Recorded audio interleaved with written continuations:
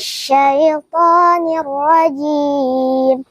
بسم الله الرحمن الرحيم. الحمد لله رب العالمين الرحمن الرحيم مالك يوم الدين. إياك نعبد وإياك نستعين. اهدنا الصراط المستقيم صراط الذين أنعمت عليهم غير المغضوب عليهم ولا الضالين. بسم الله الرحمن الرحيم. ألف لام ميم. ذلك الكتاب لا ريب فيه هدى للمتقين الذين يؤمنون بالغيب ويقيمون الصلاة ومما رزقناهم ينفقون والذين يؤمنون بما أنزل إليك وما أنزل من قبلك وبالآخرة هم يوقنون أولئك على هدى من ربهم وأولئك هم المفلحون. إن الذين كفروا سواء عليهم أأنذرتهم أم لم تنذرهم لا يؤمنون. ختم الله على قلوبهم وعلى سمعهم وعلى أبصارهم غشاوة ولهم عذاب عظيم. ومن الناس من يقول آمنا بالله وباليوم الآخر وما هم بمؤمنين يخادعون الله والذين آمنوا وما يخدعون إلا أنفسهم وما يشعرون. في قلوبهم مرض فزادهم الله مرضا ولهم عذاب أليم بما كانوا يكذبون. وإذا قيل لهم لا تفسدوا في الأرض قالوا إنما نحن مصلحون ألا إنهم هم المفسدون ولكن لا يشعرون. وإذا قيل لهم آمنوا كما آمن الناس قالوا أنؤمن كما آمن السفهاء ألا إنهم هم السفهاء ولكن لا يعلمون. وإذا لقوا الذين آمنوا قالوا آمنا وإذا خلوا إلى شياطينهم قالوا إنا معكم إنما نحن مستهزئون. الله يستهزئ بهم ويمدهم في طغيانهم يعمهون. أولئك الذين اشتروا الضلالة بالهدى فما ربحت تجارتهم وما كانوا مهتدين. مثلهم كمثل الذي استوقد نارا فلما أضاءت ما حوله ذهب الله بنورهم وتركهم في ظلمات لا يبصرون. صم بكم عمي فهم لا يرجعون. أو كصيب من السماء فيه ظلمات ورعد وبرق يجعلون أصابعهم في آذانهم من الصواعق حذر الموت والله محيط بالكافرين. يكاد البرق يخطف أبصارهم كلما أضاء لهم مشوا فيه وإذا أظلم عليهم قاموا ولو شاء الله لذهب بسمعهم وأبصارهم إن الله على كل شيء قدير يا أيها الناس اعبدوا ربكم الذي خلقكم والذين من قبلكم لعلكم تتقون الذي جعل لكم الأرض فراشا والسماء بناء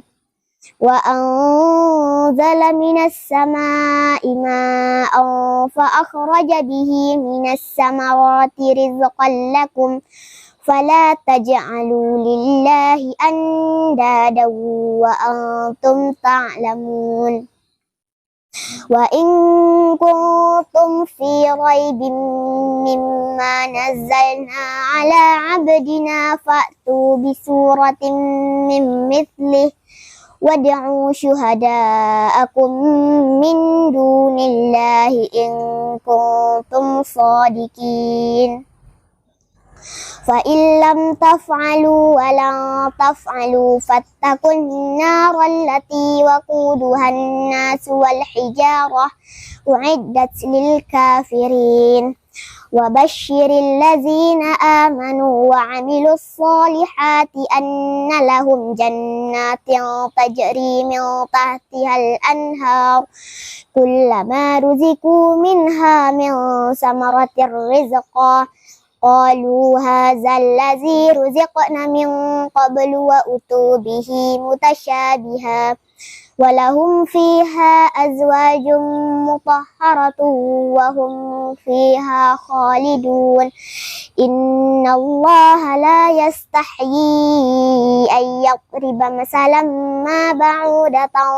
فما فوقها فأما الذين آمنوا فيعلمون أنه الحق من ربهم وأما الذين كفروا فيقولون ماذا أراد الله بهذا مثلا يضل به كثيرا ويهدي به كثيرا وما يضل به إلا الفاسقين الذين ينقضون عهد الله من بعد ميثاقه ويقطعون ما أمر الله به أن يوصل ويفسدون في الأرض أولئك هم الخاسرون كيف تكفرون بالله وكنتم أمواتا فأحياكم ثم يميتكم ثم يحييكم ثم إليه ترجعون هو الذي خلق لكم ما في الأرض جميعا ثم استوى إلى السماء فسواهن 7 سماوات وهو بكل شيء عليم وإذ قال ربك للملائكة إني جاعل في الأرض خليفة قالوا أتجعل فيها من يفسد فيها ويسفك الدماء ونحن نسبح بحمدك ونقدس لك قال إني أعلم ما لا تعلمون وعلم آدم الأسماء كلها ثم عرضهم على الملائكة فقال أنبئوني بأسماء هؤلاء إن كنتم صادقين قالوا سبحانك لا علم لنا إلا ما علمتنا إنك أنت العليم الحكيم قال يا آدم أنبئهم بأسمائهم فلما أنبأهم بأسمائهم قال ألم أقل لكم إني أعلم غيب السماوات والأرض وأعلم ما تبدون وما كنتم تكتمون وإذ قلنا للملائكة اسجدوا لآدم فسجدوا إلا إبليس أبى واستكبر وكان من الكافرين وقلنا يا آدم اسكن أنت وزوجك الجنة وكلا منها رغدا حيث شئتما ولا تقربا هذه الشجرة فتكون من الظالمين فأزلهما الشيطان عنها فأخرجهما مما كانا فيه وقلنا اهبطوا بعضكم لبعض عدو ولكم في الأرض مستقر ومتاع إلى حين فتلقى آدم من ربه كلمات فتاب عليه إنه هو التواب الرحيم قلنا اهبطوا منها جميعا فإما يأتينكم مني هدى فمن تبع هداي فلا خوف عليهم ولا هم يحزنون والذين كفروا وكذبوا بآياتنا أولئك أصحاب النار هم فيها خالدون يا بني إسرائيل اذكروا نعمتي التي أنعمت عليكم وأوفوا بعهدي أوف بعهدكم وإياي فارهبون وآمنوا بما أنزلت مصدقا لما معكم ولا تكونوا أول كافر به ولا تشتروا بآياتي ثمنا قليلا وإياي فاتقون ولا تلبسوا الحق بالباطل وتكتموا الحق وأنتم تعلمون وأقيموا الصلاة وآتوا الزكاة واركعوا مع الراكعين أتأمرون الناس بالبر وتنسون أنفسكم وأنتم تتلون الكتاب أفلا تعقلون واستعينوا بالصبر والصلاة وإنها لكبيرة إلا على الخاشعين الذين يظنون أنهم ملاقو ربهم وأنهم إليه راجعون يا بني إسرائيل اذكروا نعمتي التي أنعمت عليكم وأني فضلتكم على العالمين واتقوا يوما لا تجزي نفس عن نفس شيئا ولا يقبل منها شفاعة ولا يؤخذ منها عدل ولا هم ينصرون وإذ نجيناكم من آل فرعون يسومونكم سوء العذاب يذبحون أبناءكم ويستحيون نساءكم وفي ذلكم بلاء من ربكم عظيم وإذ فرقنا بكم البحر فأنجينا وأغرقنا آل فرعون وأنتم تنظرون وإذ واعدنا موسى 40 ليلة ثم اتخذتم عجل من بعده وأنتم ظالمون ثم عفونا عنكم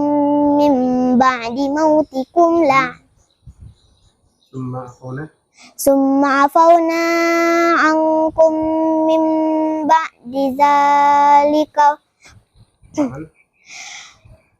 ثم عفونا عنكم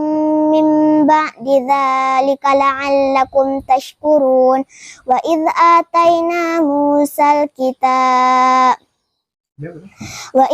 آتينا موسى الكتاب والفرقان لعلكم تهتدون وإذ قال موسى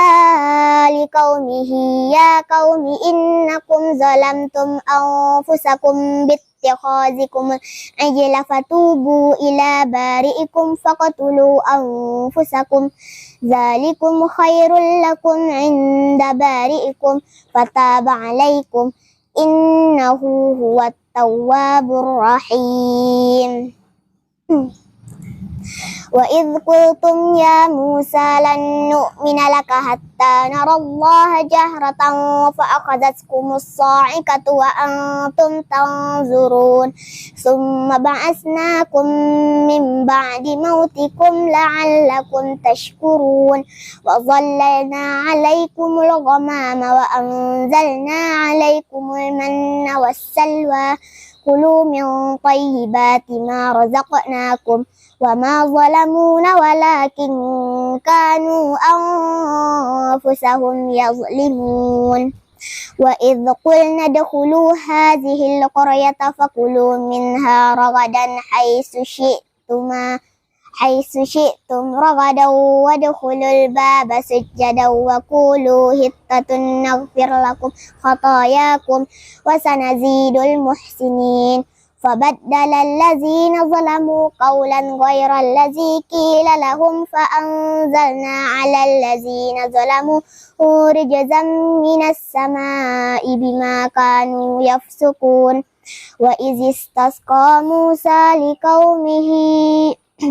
وإذ استسقى موسى لقومه فقلنا اضرب بعصاك الحجر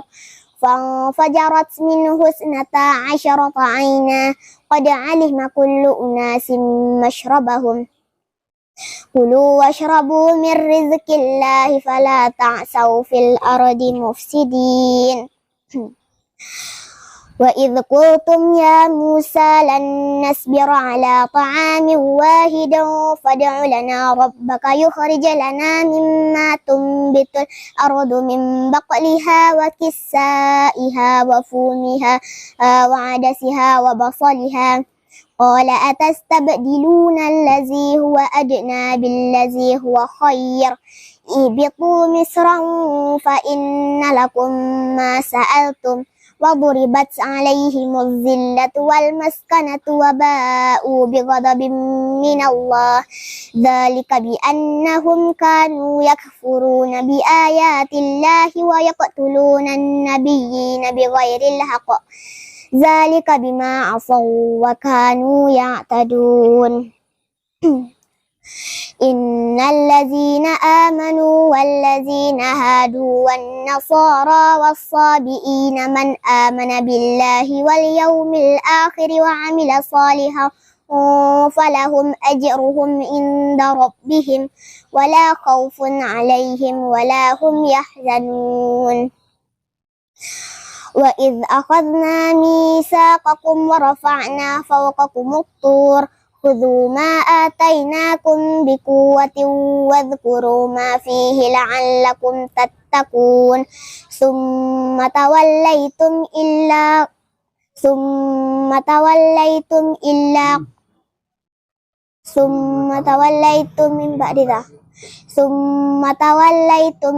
من بعد ذلك فلولا فضل الله عليكم ورحمته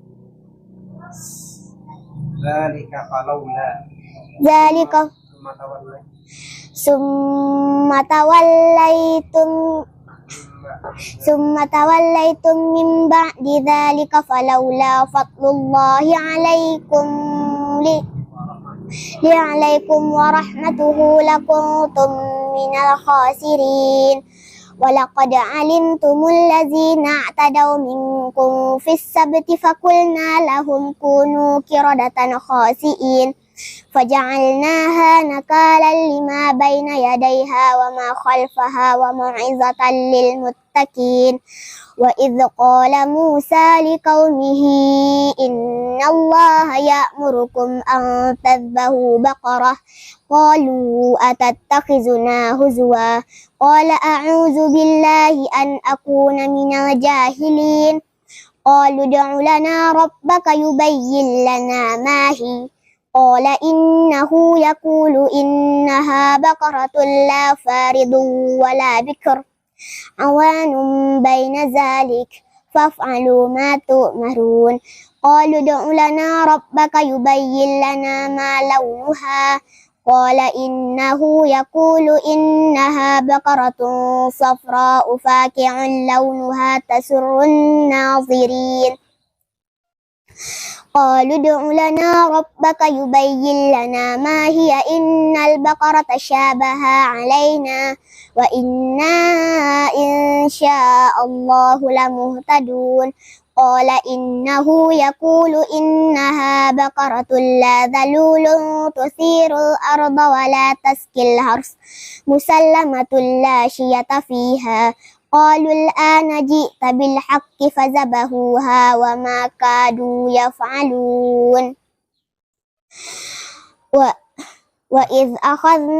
وإذ قتلتم نفسا فادارأتم فيها والله مخرج ما كنتم تكتمون فقلنا اضربوه ببعضها كذلك يحيي الله الموتى ويريكم آياته لعلكم تعقلون ثم قست قلوبكم من بعد ذلك فهي كالحجارة أو أشد قسوة وإن من الحجارة لما يتفجر منه الأنهار وإن منها لما يحبط من خشية الله وما الله بغافل عما تعملون أفتطمعون أن يؤمنوا لكم وقد كان فريق منهم يسمعون كلام الله ثم يحرفونه من بعد ما عقلوه وهم يعلمون وإذا لقوا الذين آمنوا قالوا آمنا وإذا خلا بعضهم إلى بعض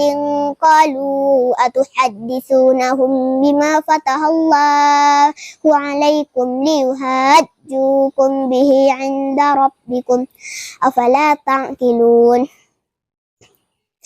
أولا يعلم أن الله يعلم ما يسرون وما يعلنون ومنهم أميون لا يعلمون الكتاب إلا أماني وإنهم إلا يظنون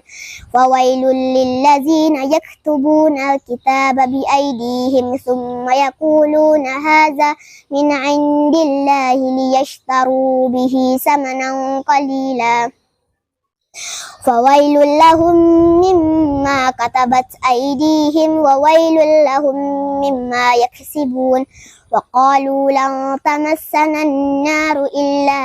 أياما معدودة قل أتخذتم عند الله عهدا فلن يخلف الله عهده أم تقولوا على الله ما لا تعلمون أم تقولون على الله ما لا تعلمون بلى من كسب سيئة وأحاطت به خطيئته فأولئك أصحاب النار هم فيها خالدون والذين آمنوا وعملوا الصالحات أولئك أصحاب الجنة هم فيها خالدون وإذ أخذنا ميثاق بني إسرائيل لا تعبدون إلا الله وبالوالدين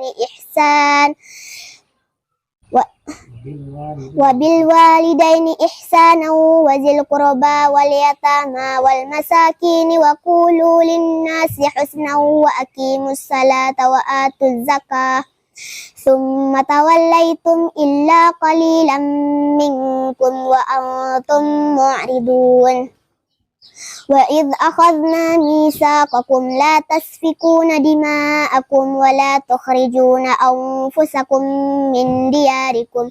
ثم أقررتم وأنتم تشهدون ثم أنتم هؤلاء تقتلون أنفسكم وتخرجون فريقا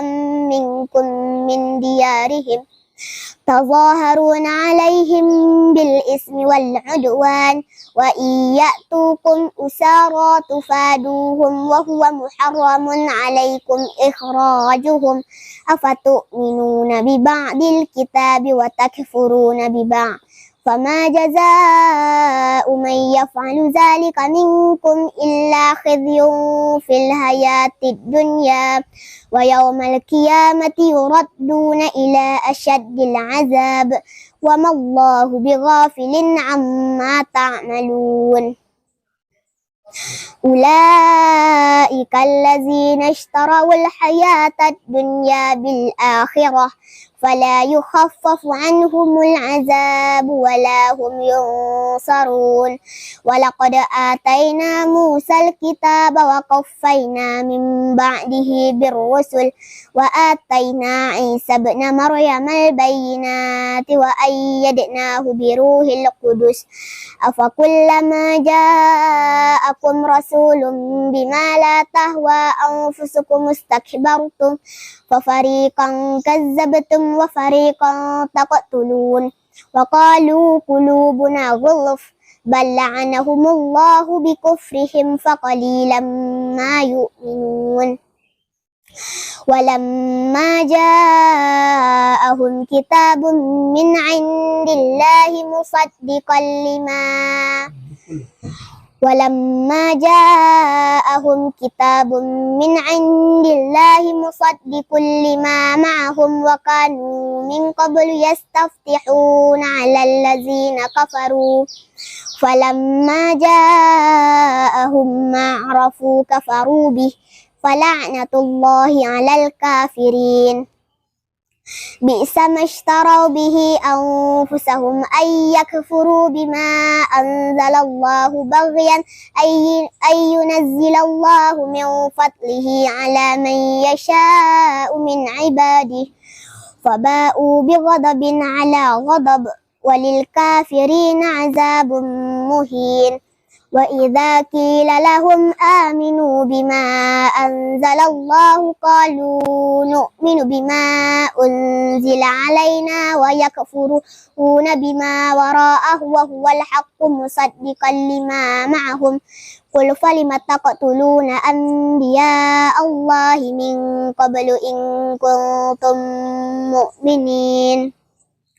ولقد جاءكم موسى بالبينات ثم اتخذتم العجل من بعده وأنتم ظالمون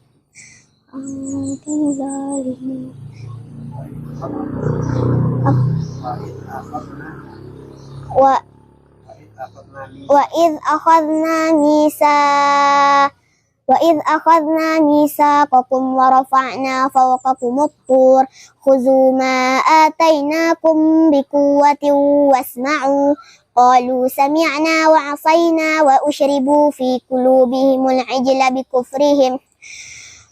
قل بئس ما يأمركم به إيمانكم إن كنتم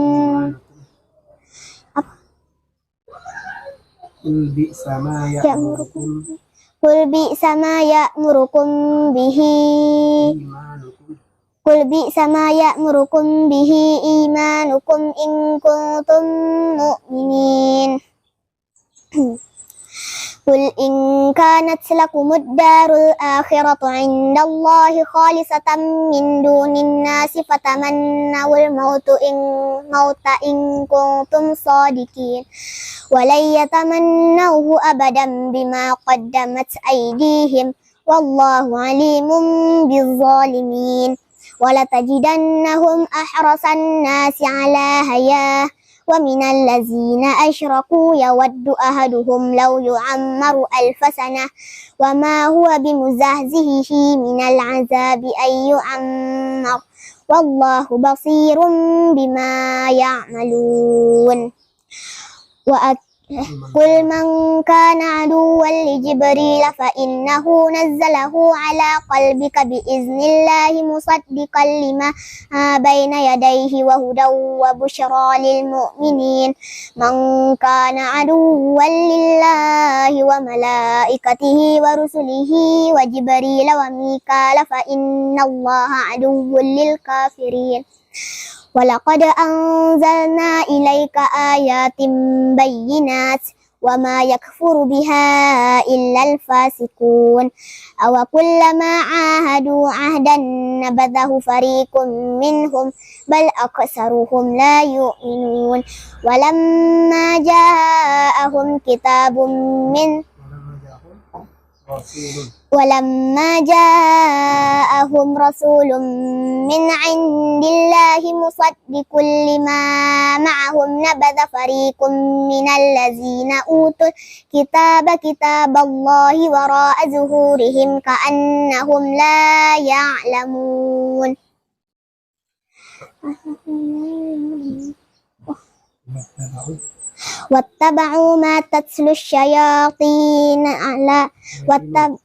واتبعوا ما تتلو الشياطين على ملك سليمان وما كفر سليمان ولكن الشياطين كفروا يعلمون الناس السحر وما أنزل على الملكين ببابل هاروت وماروت وما يعلمان من أحد حتى يقولا إنما نحن فتنة فلا تكفر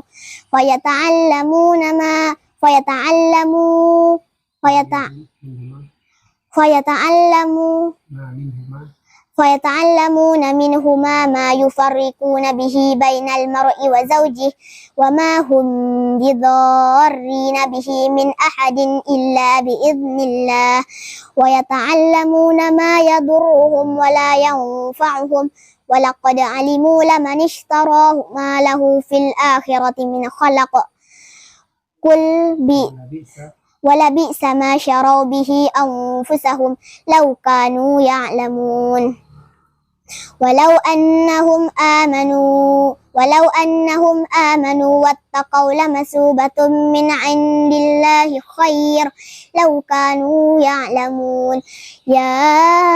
أيها الذين آمنوا لا تقولوا راعنا وقولوا انظرنا واسمعوا وللكافرين عذاب أليم ما يود الذين كفروا من أهل الكتاب ولا المشركين أن ينزل عليكم من خير من ربكم والله يختص برحمته من يشاء والله ذو الفضل العظيم ما ننسخ من آية أو ننسها نأتي بخير منها أو مثلها ألم تعلم أن الله على كل شيء قدير ألم تعلم أن الله له ملك السماوات والأرض وما لكم من دون الله من ولي ولا نصير أم تريدون أن تسألوا رسولكم كما سئل موسى من قبل ومن يتبدل الكفر بالإيمان فقد ضل سواء السبيل ود كثير من أهل الكتاب لو يردونكم من بعد إيمانكم كفارا حسدا من عند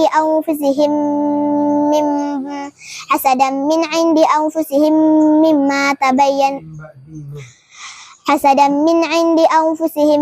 من بعد ما تبين لهم الحق فاعفوا واصفحوا حتى يأتي الله بأمره إن الله على كل شيء قدير وأقيموا الصلاة وآتوا الزكاة وما تقدموا لأنفسكم من خير تجدوه عند الله إن الله بما تعملون بصير وقالوا لن يدخل الجنة إلا من كان هودا أو نصارى تلك أمانيهم قل هاتوا برهانكم إن كنتم صادقين بلى من أسلم وجهه لله وهو محسن فله أجره عند ربه ولا خوف عليهم ولا هم يحزنون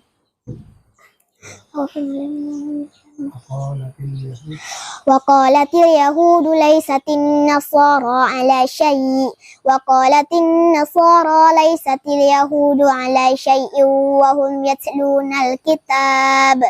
كذلك قال الذين لا يعلمون مثل قولهم فالله يحكم بينهم يوم القيامة فيما كانوا فيه يختلفون ومن أظلم ممن منع مساجد الله أن يذكر فيها اسمه وسعى في خرابها أولئك ما كان لهم أن يدخلوها إلا خائفين لهم في الدنيا خزي ولهم في الآخرة عذاب عظيم ولله المشرق والمغرب فأينما تولوا فثم وجه الله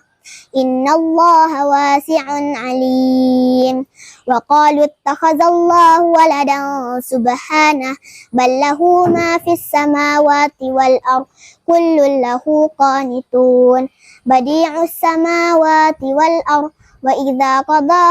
أمرا فإنما يقول له كن فيكون وقال الذين لا يعلمون لولا يكلمنا الله أو تأتينا آية كذلك قال الذين من قبلهم مثل قولهم تشابهت قلوبهم قد بينا الآيات لقوم يوقنون إنا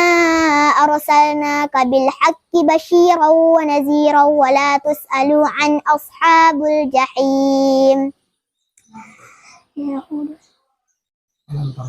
ولن ترضى عنك اليهود ولا النصارى حتى تتبع ملتهم قل إن هدى الله هو الهدى ولئن اتبعت أهواءهم بعد الذي جاءك من العلم ما لك من الله من ولي ولا نصير الذين آتيناهم الكتاب يتلونه حق تلاوته أولئك يؤمنون به ومن يكفر به فأولئك هم الخاسرون يا بني إسرائيل اذكروا نعمتي التي أنعمت عليكم وأني فضلتكم على العالمين واتقوا يوما لا تجزي نفس عن نفس شيئا ولا يقبل منها شفاعة ولا يؤخذ منها واتقوا يوما لا تجزي نفس عن نفس شيئا ولا يقبل منها عدل ولا تنفعها شفاعة ولا هم ينصرون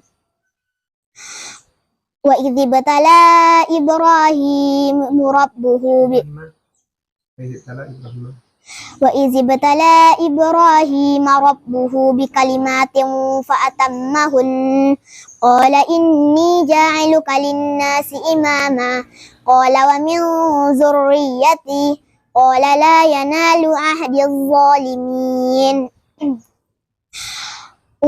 وإذ جعلنا البيت مثابة للناس وأمنا واتخذوا من مقام إبراهيم مصلى وعهدنا إلى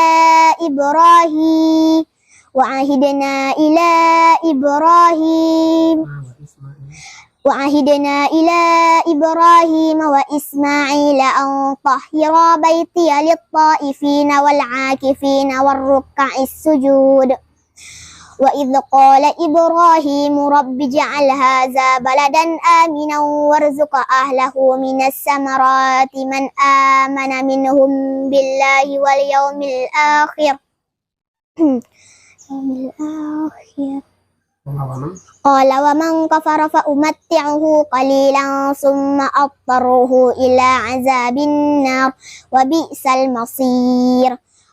وإذ يرفع إبراهيم القواعد من البيت وإسماعيل ربنا تقبل منا إنك أنت السميع العليم ربنا واجعل مسلمين لك ومن ذريتنا أمة مسلمة لك وأرنا مناسكنا وتب علينا إنك أنت التواب الرحيم ربنا وابعث فيهم رسولا منهم يتلو عليهم آياتك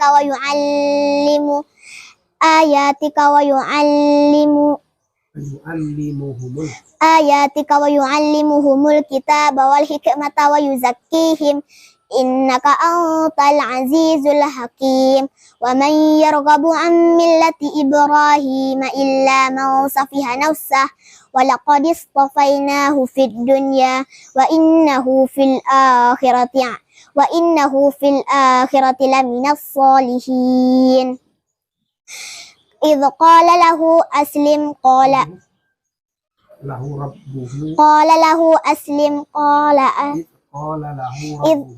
إذ قال له ربه أسلم قال أسلمت لرب العالمين ووصى بها إبراهيم بنيه ويعقوب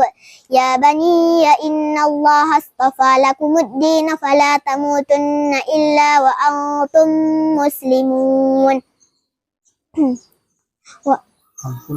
أم كنتم شهداء إذ حضر يعقوب والموت إذ قال لبنيه ما تعبدون من بعدي قالوا نعبد إلهك وإله آبائك إبراهيم وإسماعيل وإسحاق إلها واحدا ونحن له مسلمون تلك أمة قد خلت لها ما كسبت ولكم ما كسبتم ولا تسألون عما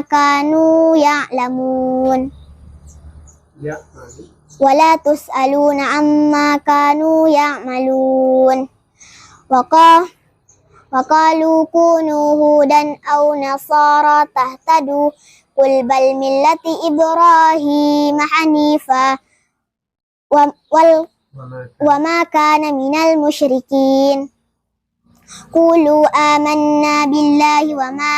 أنزل إلينا وما أنزل إلى إبراهيم وإسماعيل وإسحاق ويعقوب والأسباط وما أوتي موسى وعيسى وما أوتي النبيون من ربهم لا نفرق بين أحد منهم ونحن له مسلمون فإن آمنوا بمثل ما آمنتم به فقد اهتدوا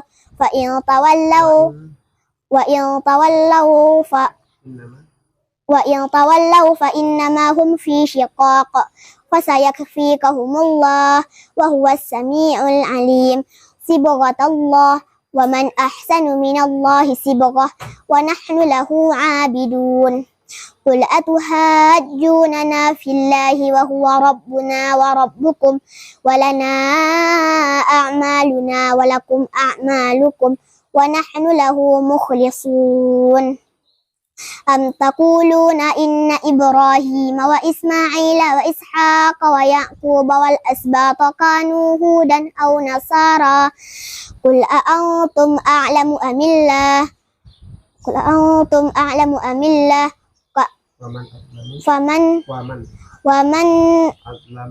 ومن